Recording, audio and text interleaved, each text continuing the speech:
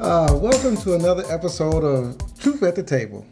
Table of Truth? Yeah, we're going to tell the truth no matter what.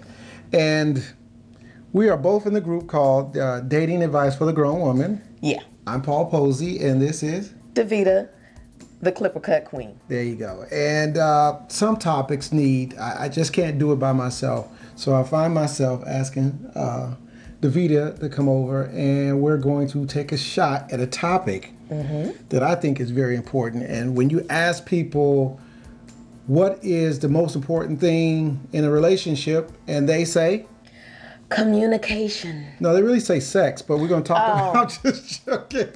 We're going to I don't think anybody said how important it was, but they said it, yes, they believe it. But communication. Yeah. And I believe sex is communication too. Yes, I guess you say something. Well, you say this is about over. According to some people, if it's not good, it says so much. Right. But I want to talk about communication because people say the word, right, but they don't understand what communication is. There's an art to communication, not just saying that, I can communicate. If they say I can't communicate, they can't communicate. Yeah. Right, because communication is, I don't want to look at the definition of it. Let's say for me. Okay. All right, we'll say for me to make it easier, because then I have to cut out the part where I went and got the dictionary and looked it up and find my glasses and things like that. So communication to me is the art of sharing an idea to your partner, discussing the idea, and getting feedback on the idea. Okay.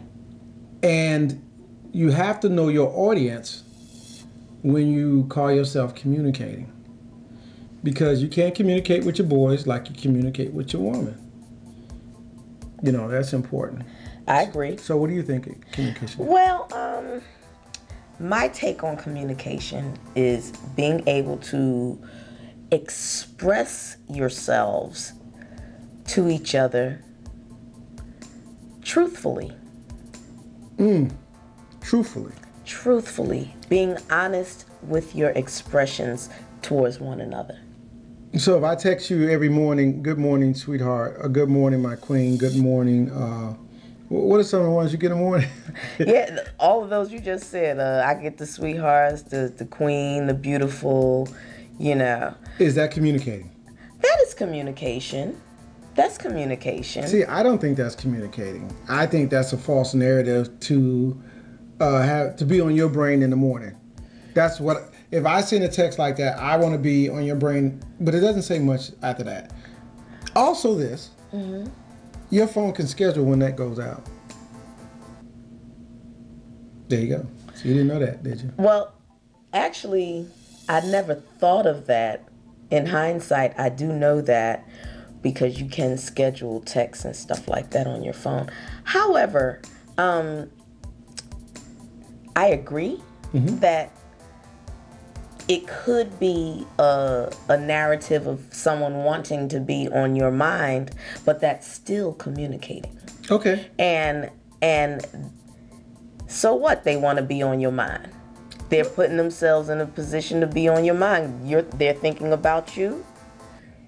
They want you to think about them. Okay. That's only fair. I mean, I don't have any I think that's qualms thirsty. about that. You think it's thirsty? I think it's thirsty. Okay. But we're going to talk about thirsty in a minute. But yeah, so I think, so another part of communication is definition of the verbiage that we use that we get mixed up. Okay. Because people often, we can go right to the word dating. People get that wrong. Right. People get relationship wrong. People get I'm seeing somebody wrong. It's easy to allow people to get it wrong if you never state the definition, or even worse, you never ask their words.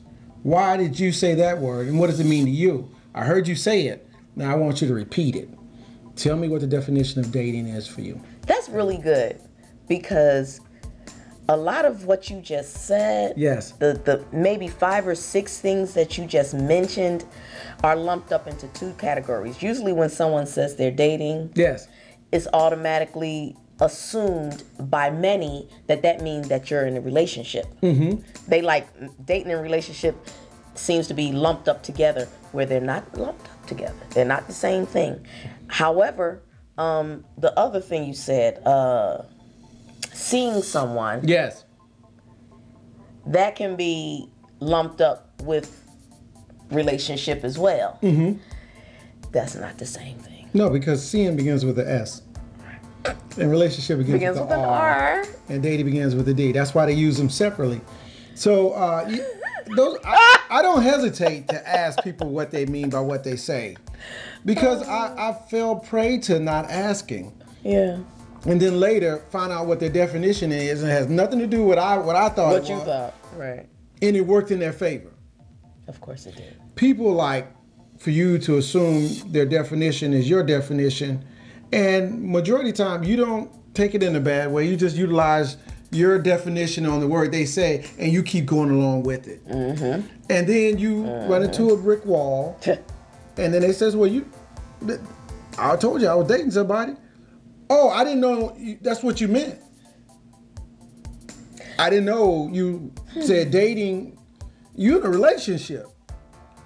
Well, technically, I'm not. What do you mean you're not? What is your definition of relationship? You see what I'm saying? Right. In order to dispel all that, the gray area in words, you got to ask for the definition.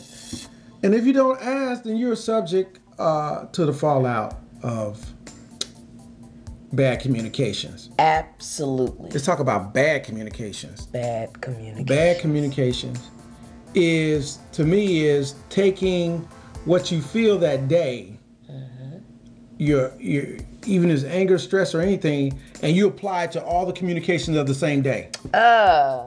So something happens in traffic, you're pissed off in traffic, you come into the job, you use the same negative energy in communicating with your coworkers, right. And then your boo, as he texts you, "Good morning, baby doll," and you're like, "What the hell you texting me for?" And it just, to me, that's bad. And also with the allowance of undefined words. So those two things are bad. That's what bad communication is. Yeah.